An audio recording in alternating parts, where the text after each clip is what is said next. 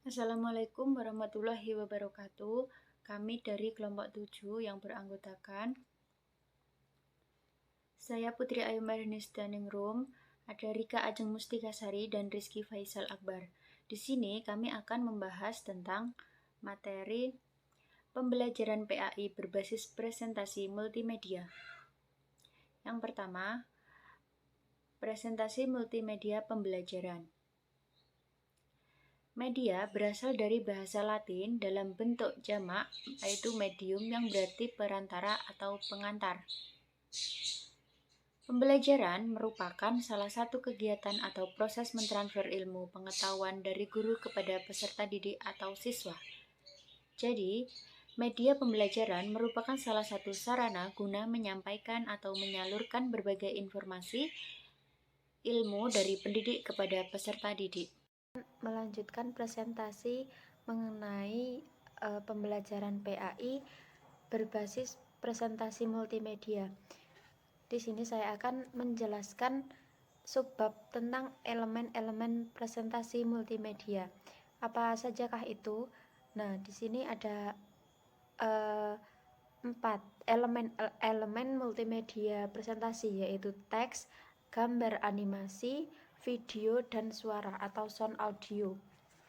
Nah, yang pertama yaitu teks. Teks sendiri merupakan suatu dasar yang terdiri dari susunan kata atau informasi yang berbasis multimedia.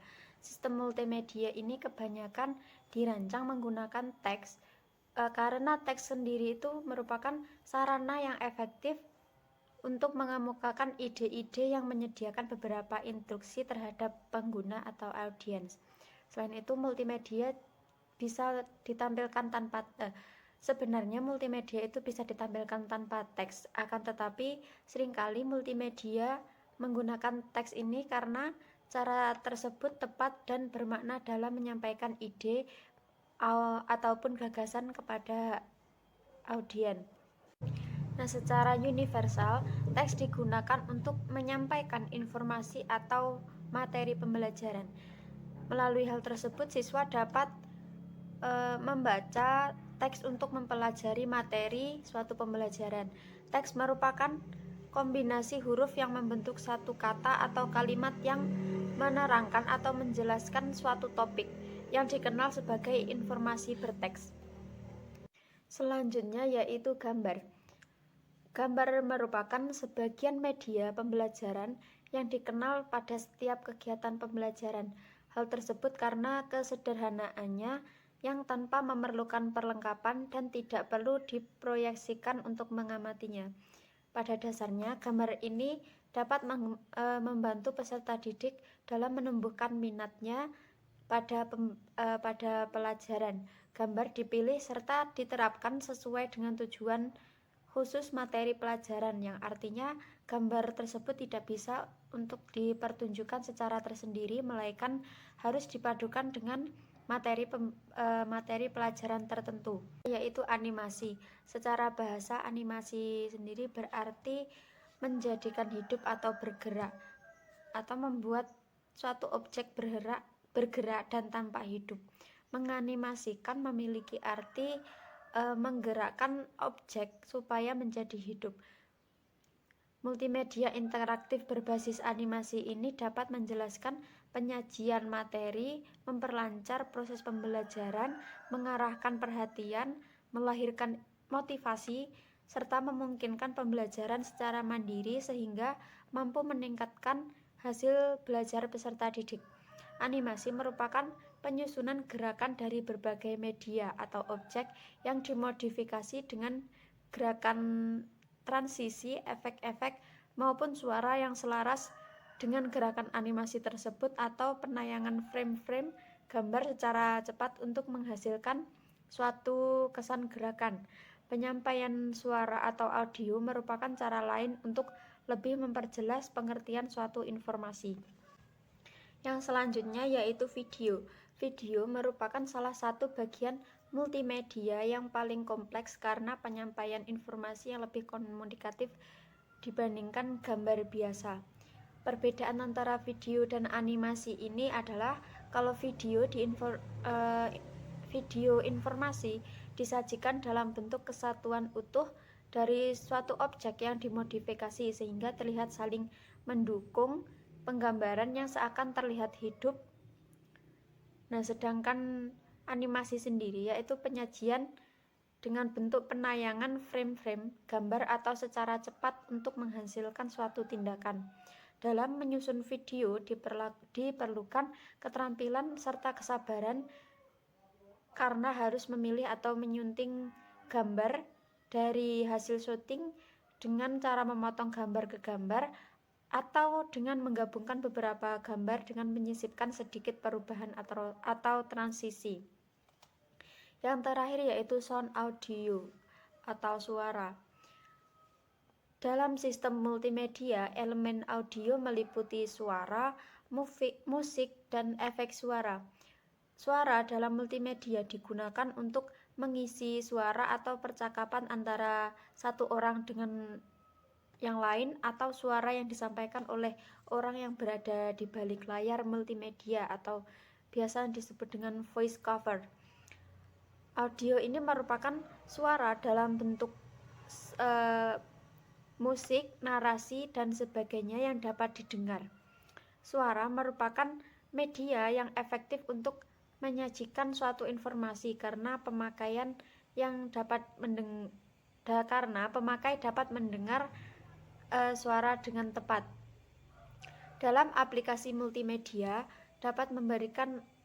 audio dapat memberikan informasi yang tidak dapat disampaikan oleh media lain. Suara mempunyai peranan penting dalam proses pembelajaran menjadi aktif dan hidup. Dalam segi multimedia, audio diartikan sebagai suara dalam bentuk digital atau seperti suara, musik, narasi, dan sebagainya yang bisa didengar. Suara merupakan salah satu media yang efektif sebagai menayangkan informasi tertentu. Cukup sekian dari saya. Wassalamualaikum warahmatullahi wabarakatuh. Assalamualaikum warahmatullahi wabarakatuh. Oke teman-teman, saya Rizky Faisal Akbar akan melanjutkan penyampaian materi dari teman saya sebelumnya. Materi selanjutnya yaitu penerapan presentasi media dalam pembelajaran.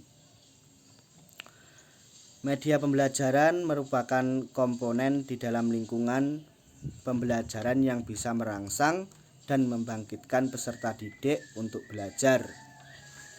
Dengan media pembelajaran, peserta didik dapat mengikuti kegiatan proses belajar dengan baik dan maksimal.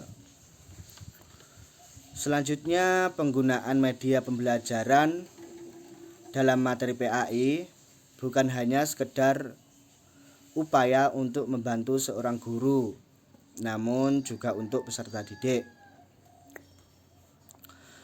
Untuk itu, supaya tidak terjadi simpang siur antara pesan yang ingin disampaikan guru dengan pesan yang diterima oleh peserta didik. Media pembelajaran sebagai alat bantu dalam proses pembelajaran. Media pembelajaran ini memiliki beberapa manfaat, yaitu diantaranya 1. Pengajaran lebih menarik, perhatian pembelajaran sehingga dapat menumbuhkan motivasi belajar. Yang kedua, bahan pengajaran akan lebih jelas maknanya. Jadi bahan atau materi pengajaran yang disampaikan akan lebih jelas maknanya dan mudah dipahami oleh peserta didik. 3. Metode pembelajaran yang bervariasi. Jadi metode pembelajaran yang disampaikan ini bervariasi sehingga peserta didik tidak bosan dengan metode tersebut. Mungkin itu yang dapat kami sampaikan dari kelompok kami. Sesi selanjutnya yaitu tanya jawab. Jika dari teman-teman ada yang kurang paham atau belum paham bisa ditanyakan. Kurang lebihnya dari kami Mohon maaf yang sebesar-besarnya. Akhirul kalam, billahi taufiq wal hidayah. Wassalamualaikum warahmatullahi wabarakatuh.